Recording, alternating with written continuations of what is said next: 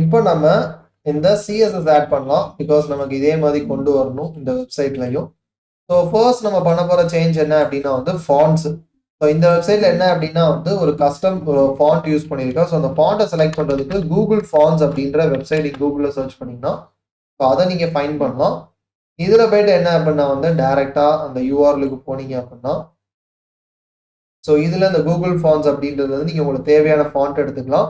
நான் யூஸ் பண்ண போகிறது அந்த ரொபோட்டோ அப்படின்ற ஃபாண்ட். அண்ட் அந்த ரொபோட்டோ ஃபாண்ட்டில் உங்களுக்கு என்னென்ன சைஸஸ் வேணுமோ அதை நீங்கள் செலக்ட் பண்ணிக்கலாம். ஸோ இதில் டிஃப்ரெண்ட் சைஸஸ் உண்டு. நான் இதில் 100 அண்ட் தென் வந்துட்டு 300 and then 400 500 and then 700 so இதெல்லாம் செலக்ட் பண்ணிக்கிறேன். ஒன்ஸ் இதெல்லாம் செலக்ட் பண்ண பிறகு இங்கே பார்த்தீங்கன்னா தெரியும் ஒன்று to embed a font copy the code into the head tag of your HTML. So இந்த கோடை காப்பி பண்ணீங்கன்னா ஹெட் டேக்ல கொடுக்கணும். வேறாஸ் இங்கே பார்த்தீங்கன்னா தெரியும் ஸ்டைல் டேக் இருக்குதா, அந்த ஸ்டைல் டேக் உள்ள இருக்கிற இந்த லைன் ஆஃப் கோடை மட்டும் காப்பி பண்ணீங்கன்னா நீங்கள் டேரெக்டாக அதை உங்கள் CSS ஃபைலில் யூஸ் பண்ணிக்கலாம். ஸோ இங்கே நான் டேட்டா CSS ஃபைலில் கொடுத்துட்டு சேவ் பண்ணிடுறேன். ஸோ இப்போ என்ன அப்படின்னா வந்து நான் சில CSS வேரியபிள்ஸ் வந்துட்டு கிரியேட் பண்ண போகிறேன். ஸோ அதை கிரியேட் பண்ணுறதுக்கு :root அப்படின்னு சொல்லிட்டு ஓப்பன் பண்ணிக்கிறேன். இந்த :rootன்றது அது எதுவுமே கிடையாது, HTML ஃபைலோட ரூட் எலமெண்ட் தான் டினோட் பண்ணும், விச் இஸ் இந்த HTML டாக் தான் எனக்கு ரூட் எலமெண்ட். ஸோ அதை தான் இந்த :root அப்படின்றது ரெப்ரசென்ட் பண்ணுது. ஸோ இதில் என்ன அப்படின்னா வந்து ஃபர்ஸ்ட் என் வெப்சைட்டில் யூஸ் பண்ண போகிற மெயின் கலருக்கு என்னன்னா மெயின் கலர்னு ஒரு வேரியபிள் கிரியேட் பண்ணிட்டு ஒரு CSS variable. And CSS variable நல்லா ஞாபகம் வச்சுக்கோங்க, எப்போதுமே இந்த மாதிரி டபுள் ஐஃபன்ல தான் ஸ்டார்ட் ஆகணும். அண்ட் சப்போஸ் 2 வேர்ட்ஸ் இந்த மாதிரி சேர்த்து கொடுக்கணும் அப்படின்னா இந்த மாதிரி ஒரு ஐஃபன் வச்சு அதை ஸ்ப்ளிட் பண்ணி தான் கொடுக்கணும். ஸோ இது கொடுத்தாச்சு. அண்ட் இதுக்கு அடுத்து என்ன பிளாக் அப்படின்னு ஒரு கலர் ஆட் பண்ணுறேன் நான் யூஸ் பண்ணுறதுக்கு இந்த வெப்சைட்ல. அண்ட் தென் BG அப்படின்னு சொல்லி அதுக்கு ஒரு கலர். லாஸ்டா என்ன அப்படின்னா வந்து பார்டர் வந்து பை டிஃபால்ட்டா யூஸ் பண்றதுக்கு 0.1 சாலிட் ஸ்டைல்ல இந்த பர்டிகுலர் கலர்ல இருக்கணும் அப்படின்னு சொல்லிட்டு அதுக்கும் என்ன பண்றேன் அப்படின்னா ஒரு வேரியபிள் கிரியேட் பண்ணிடுறேன். ஸோ இப்போ என்ன அப்படின்னா எனக்கு தேவையான பேசிக் CSS வேரியபிள்ஸ் கிரியேட் பண்ணியாச்சு, ஃபாண்ட் இது பண்ணியாச்சு. இப்போ ஃபர்ஸ்ட் என்ன சொல்றேன், ஸ்டார் அப்படின்னு சொல்லிட்டு சில ஸ்டைல்ஸ் ஆட் பண்ண போறேன். இந்த ஸ்டார்னு கொடுத்து நான் CSS ஸ்டைல்ஸ் ஆட் பண்ணா அதுக்கு அர்த்தம் என்னன்னா என்னோட வெப்சைட்ல இருக்கக்கூடிய எல்லா டேக்ஸுக்கும் ஓகேயா. நான் இப்பெல்லாம் கொடுக்கும்போது ஸ்பெசிஃபிக்கா சில டேகை செலக்ட் பண்ணி சில கிளாஸ் நேம் செலக்ட் பண்ணி சில ID நேம் செலக்ட் பண்ண ஸ்டைல்ஸ் கொடுக்கலாம். பட் நான் இப்படி ஸ்டார் அப்படின்னு கொடுத்தேன்னா அது வந்து குளோபலா எல்லாத்தையும் ரெப்ரசென்ட் பண்ணுது. அதாவது என் HTML ஃபைல இருக்கக்கூடிய எல்லா டேக்ஸுக்கும் இதுக்குள்ள நான் கொடுக்குற ஸ்டைல்ஸ் வந்துட்டு என்ன ஆகும்னா அப்ளை ஆகும். ஸோ ஃபர்ஸ்ட் இந்த ஃபாண்ட் ஃபேமிலியை காப்பி பண்ணிட்டு அதை என்ன அப்படின்னா வந்து இங்கே நான் ஆட் பண்ணிடுறேன். அண்ட் இதுக்கு அடுத்து என்ன அப்படின்னா வந்து பை டிஃபால்ட்டா மார்ஜின் 0, பிகாஸ் எதுக்காக இந்த மார்ஜின் 0லாம் செட் பண்றோம்னா பை டிஃபால்ட்டா HTML என்ன பண்ணணும்னா நம்ம கொடுத்துருக்கோம் பாத்தீங்களா எலமெண்ட்ஸ், இதுல வந்துட்டு இந்த ஹெட்டிங் டேக் இது எல்லாத்துக்கும் வந்துட்டு some amount of padding and margin வந்துட்டு அதை அப்ளை பண்ணி வச்சிருக்கோம். பட் ஒரு வெப்சைட்டை நீங்க வந்து கம்ப்ளீட்டா உங்களுக்கு ஏற்ற மாதிரி நீங்க ஸ்டைலிங் பண்ணணும்னு நினைச்சீங்கன்னா டிஃபால்ட்டா இருக்கிற எல்லா ஸ்டைலையும் நீங்க ரிமூவ் பண்ணா மட்டும் தான் நீங்க அதை ஈஸியரா பண்ண முடியும். இல்லைன்னா என்ன ஆகும்னா இப்போ ஃபார் எக்ஸாம்பிள் இந்த டெக்ஸ்ட் கீழே நான் ஒரு 10 பேடிங் ஆட் பண்ண நினைப்பேன், பட் ஆல்ரெடி அங்கே ஒரு 20 எனக்கு இருக்கும். பட் அது எனக்கு தெரியாததுனால என்ன ஆகும்னா நான் பேடிங்கே கொடுக்கலனாலும் அங்கே கேப் இருந்த மாதிரி இருக்கும். ஸோ இந்த மாதிரி பிரச்சனைகள்ல தான் போகணும் அப்படின்றதுக்காக தான் டிஃபால்ட்டா எல்லா டேக்கும் மார்ஜின் அண்ட் பேடிங் வந்துட்டு 0ன்னு செட் பண்ணிடுறேன். இதை செட் பண்ணிட்டு நான் வந்து சேவ் பண்ணனே பார்த்தீங்கன்னா தெரியும் எல்லாம் பக்கத்துல வந்துட்டு பாரு அந்த டெக்ஸ்ட்டுக்கு இடையில இருந்த கேப் எல்லாம் போய் இப்போ நான் திருப்பி இதை வந்துட்டு சேவ் பண்ணாம இருந்தேன், இப்போ இதை ரிமூவ் பண்ணிட்டு சேவ் பண்ணேன் அப்படின்னா இப்போ பாத்தீங்கன்னா தெரியும் இந்த டெக்ஸ்ட்டுக்கு எல்லாம் கேப் இருக்குதா, பிகாஸ் பை டிஃபால்ட்டா HTML நிறைய டேக்ஸ்க்கு இந்த மார்ஜின் அண்ட் பேடிங் கொடுக்கும். நான் அது என்ன பை டிஃபால்ட்டா அதை ரிமூவ் பண்ண சொல்லிட்டு அண்ட் டெக்ஸ்டோட ஸ்டைலும் பாத்தீங்கன்னா எல்லாத்துக்கும் ரொபோட்டோக்கு சேஞ்ச் ஆயிடும். அண்ட் இதுக்கு அடுத்து என்ன அப்படின்னா வந்து பாக்ஸ் சைசிங் வந்துட்டு பார்டர் பாக்ஸ் அப்படின்னு சொல்றேன்.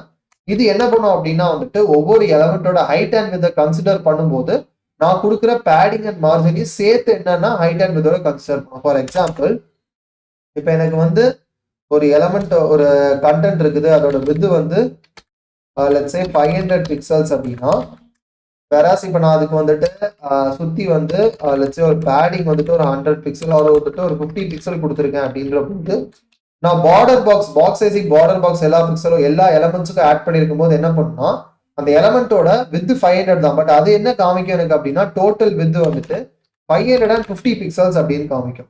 ஸோ நம்ம கொடுத்துருக்க பேடிங் அண்ட் மார்ஜின் எல்லாத்தையும் சேர்த்து அந்த எலமெண்டோட வித்தா கன்சிடர் பண்ணும். அதுக்காக தான் பாக்ஸ் சைசிங் பார்டர் பாக்ஸ் கொடுத்துருக்கேன். அடுத்து இப்போ டிஃபால்ட்டா எல்லா எலமெண்ட்ஸுக்கும் அவுட்லைன் நன்னு பார்டர் நன் அப்படின்னு சொல்லிடுறேன். அண்ட் தென் டெக்ஸ்ட் டெக்கரேஷனும் நன்னு சொல்லிடுறேன். ஸோ இதை நான் சொன்னோடனே பார்த்தீங்கன்னா தெரியும், அது கீழே இருந்த ஆங்கர் டேக் கீழே இருந்த லைன்ஸ் எல்லாமே காணாமல் போயிட்டு பாருங்க. தெரியுதா? பிகாஸ் டெக்ஸ்ட் டெக்கரேஷன் பை டிஃபால்ட்டா அண்டர்லைன்ல இருக்கும். அது எல்லாத்துக்கும் அண்டர்லைன் கொடுத்தனா எல்லாத்துக்கும் அண்டர்லைன் வந்துடும், தேவையில்லை. ஸோ நானே கொடுத்துட்றேன். அண்ட் இதுக்கு அடுத்து என்ன அப்படின்னா வந்து டெக்ஸ்ட் டிரான்ஸ்ஃபார்ம் வந்து கேபிட்டலைஸ் அப்படின்னு சொல்றேன். இது என்ன பண்ணுவோம், பிகாஸ் பார்த்தீங்கன்னா தெரியும் ஹோம் அபவுட் எல்லாமே ஸ்மால் லெட்டர்ல இருக்கா, கார்ட் ஐட்டம் சி எல்லாமே ஸ்மால். ஒன்ஸ் இந்த கேபிட்டலைஸ் கொடுத்து சேவ் பண்ணோடனே பார்த்தீங்கன்னா தெரியும் எல்லாமே கேபிட்டல் ஆயிட்டு. சரிதா? ஸோ இந்த இதுக்காக தான் என்ன அப்படின்னா வந்து அந்த கேபிட்டலைஸ் அப்படிங்கிற அந்த இதை ஆட் பண்ணியிருக்கேன். அண்ட் லாஸ்ட் என்ன அப்படின்னா வந்து இங்கே டிரான்சிஷன் அப்படின்னு சொல்லிட்டு இதுல 0.2 செகண்ட்ஸ் லீனியர் டைரக்ஷன் அப்படின்னு சொல்றோம். அதுக்கு அர்த்தம் என்னன்னா எப்பெல்லாம் நான் வந்துட்டு டிரான்சிஷன் எஃபெக்ட் ஆட் பண்றேனோ அப்பெல்லாம் வந்துட்டு இந்த 0.2 செகண்ட்ஸ் டைம் எடுத்துக்கோ அப்படின்னு சொல்றேன். அதுக்காக பை டிஃபால்ட்டா எதுவுமே நடக்காது. நான் லேட்டரா டிரான்சிஷன் ஆட் பண்ணும்போது எனக்கு இந்த டிலே அண்ட் தென் இந்த டிரெக்ஷன் வந்துட்டு என்னோட டிரான்சிஷன் நடக்கும். அவ்வளவுதான். இது முடிஞ்சிச்சு. இதுக்கு அடுத்து என்ன அப்படின்னா என்னோட HTML டேகை செலக்ட் பண்ணிட்டு இதுல வந்து first of all font size என்ன அப்படின்னா வந்து 62.5% அப்படின்னு செட் பண்றேன்.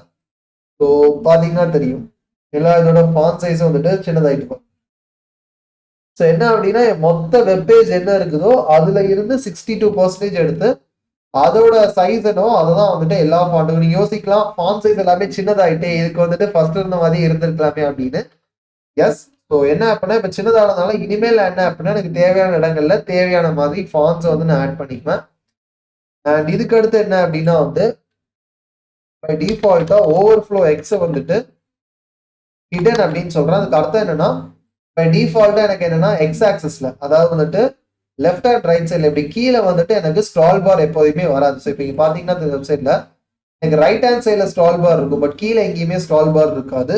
ஸோ அதுக்காக தான். அண்ட் என்னோட அஃப்கோர்ஸ் என்னோட ஸ்க்ரால் பாரின் என்ன அப்படின்னா இங்க பாத்தீங்கன்னா தெரியும் ஒயிட் கலர்ல இருக்கா, கம்ப்ளீட்லி கஸ்டமைஸ் பண்ண ஸ்க்ரால் பார். ஸோ அதையும் நான் கஸ்டமைஸ் பண்ண போறேன். ஸோ நீங்க எப்படி ஸ்க்ரால் பார் கஸ்டமைஸ் பண்ணணும்னு தெரிஞ்சு யோசிச்சுட்டு இருந்தீங்கன்னா இப்போ நீங்க லேர்ன் பண்ண போறீங்க அதை.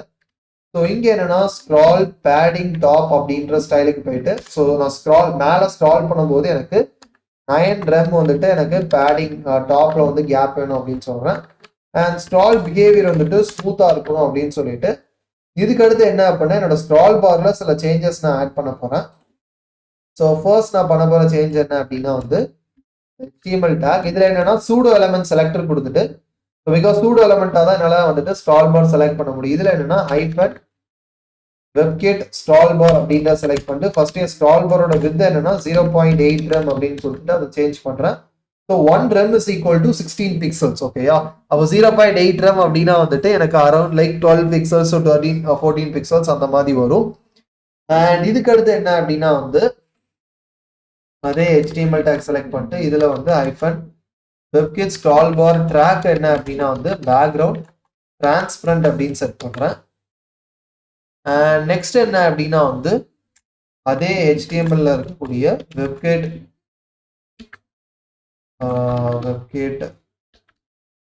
ஸ்க்ரால் பார் தம்ப் அப்படின்றதுக்கு ஸோ பேக்ரவுண்ட் கலர் என்ன அப்படின்னா டைரக்டா ஒயிட் செட் பண்ணிட்டு பார்டர் ரேடியஸ் 5 rem அப்படின்னு கொடுத்துட்டு சேவ் பண்றேன். ஸோ இப்போ எனக்கு இது கம்ப்ளீட்டா கஸ்டமைஸ் ஆயிருக்கும். பட் என்ன அப்படின்னா இந்த இடத்துல எனக்கு ஸ்க்ரால் பார் இல்லாததுனால அதை பார்க்க முடியல. ஒன்ஸ் ஸ்க்ரால் பார் வந்துச்சுன்னா நம்ம அதை பார்க்கலாம். ஸோ என்னோட வெப்பேஜோட பேக்ரவுண்ட் கலர் அஃப்கோர்ஸ் பிளாக் தான் நம்ம பார்த்தோம். ஸோ இப்போ இங்கே என்னன்னா பேக்ரவுண்ட் அப்படின்னு சொல்லிட்டு நான் இங்கே மேலே பார்த்தீங்கன்னா தெரியும் ஆல்ரெடி பிஜின்னு ஒரு வேரியபிள் கிரியேட் பண்ணியிருக்கேன்னா ஸோ அந்த சிஎஸ்எஸ் வேரியபிளை வந்துட்டு இந்த இடத்துல யூஸ் பண்றதுக்கு நான் வேர் அப்படின்ற இந்த கீவேர்டு யூஸ் பண்ணிட்டு இதுல பிஜி ஐஃபன் பிஜின்னு சொன்னா பார்த்தீங்கன்னா தெரியும் என்னோட கம்ப்ளீட் பேக்ரவுண்ட் கலர் வந்துட்டு பிளாக் மாறிட்டு. ஸோ இங்கே எப்படி இருக்கோ அதே மாதிரி இங்கே எனக்கு சேஞ்ச் ஆகிடும். ஸோ இது வரைக்கும் எனக்கு என்ன அப்படின்னா வந்து எல்லாமே பர்ஃபெக்டா இருக்குது. அண்ட் இதுக்கு அடுத்து என்ன அப்படின்னா ஸோ ஃபர்ஸ்ட் ஆஃப் ஆல் இதுல இந்த ஹெடர் அப்படின்ற கிளாஸ் நேம்ல இருந்து ஸ்டார்ட் பண்ணலாம். பிகாஸ் அதுல இருந்தா நமக்கு விஷயங்கள் எல்லாமே இருக்குது.